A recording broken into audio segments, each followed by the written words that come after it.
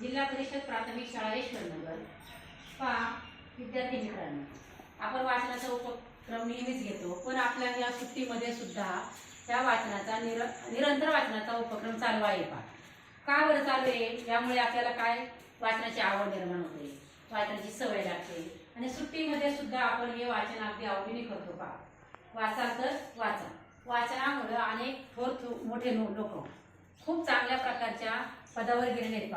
वाचन ही संस्कृती सगळ्यामध्ये रुजावी म्हणून आपण सुट्टीमध्ये वाचन हा उपक्रम निरंतर घेतलेला आहे. आणि प्रत्येकाने आवडीने हे पुस्तक वाचले. तर सुट्टीत सुद्धा आपला हा वाचनाचा नियमित उपक्रम चालू आहे आणि आपण प्रत्येकाला पुस्तकं वाचण्याची संधी सुद्धा आपल्याला मिळालेली आहे. तर आई सांग बरं रे, आता तू वाचनामुळे काय फायदा झाला बरं? काय फायदा होतो बरं वाचनामुळे? आपण वाचन करतो, सांग आई, वाचनामुळे काय झालं फायदा आपल्याला? ज्ञान मिळाले. Very good. हा धनश्री, तू सांग, पुस्तकामुळे काय झालं आपल्याला फायदा? वाचनाची सवय लागली. काय झालं? वाचनाची सवय लागली.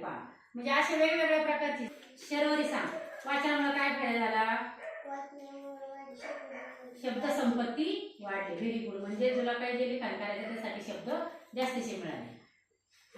अशा वाचनामुळे अनेक वेगवेगळ्या प्रकारचे फायदे झालेले आहेत. श्रेया, तू पण सांग बरं, काय मिळालं बरं तुला वाचनामुळं? बुद्धी तर मिळाली, ज्ञान मिळालं, पण तुला काय झालं माहिती का? जे काही तू लेखन करते किंवा इतरांबरोबर जे संवाद साधते त्यासाठी तुझ्याकडे काय झालं? जास्तीचे शब्द तुला मिळाले पाहिल्या गोष्टीच्या पुस्तकातून. हा, तर तुम्ही सगळेजण नियमित वाचणार नाही हे? नेहमी वाचता की नाही? यापुढे पण नियमित वाचणार ना?